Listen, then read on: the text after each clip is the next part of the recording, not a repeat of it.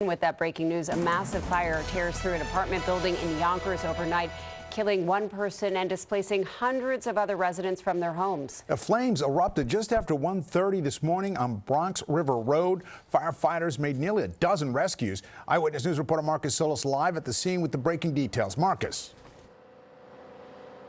Well, David and Lauren, the fire now under control, and in a search of the building, a thorough search, has not turned up any additional victims. So that one fatality. I'll show you a little bit of the layout, and the building is actually on a hill, and so there is access for fire trucks to reach right up and pull right up to the back of the building. The problem is in the front, there is that parking deck, and that made getting to residents tricky because that is where there was the concentration of flames.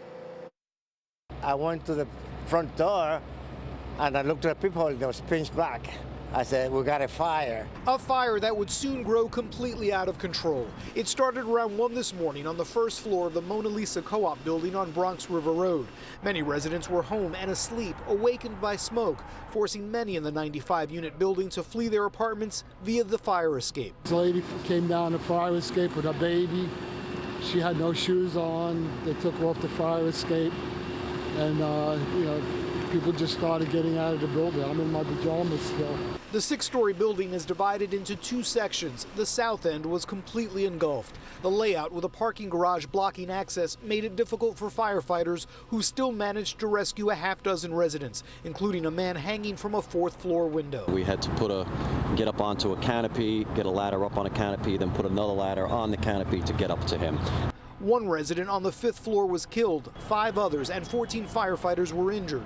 Residents have been evacuated to a nearby community center. It's a shame. I raised my daughter in that building. I've been there for almost 10 years. This is a community, as you can see. I have no clue what's going to happen. Well, there are hundreds of residents now displaced. The Red Cross working with them. The owner of a nearby pub here organizing a donation drive as well. The cause of this fire remains under investigation.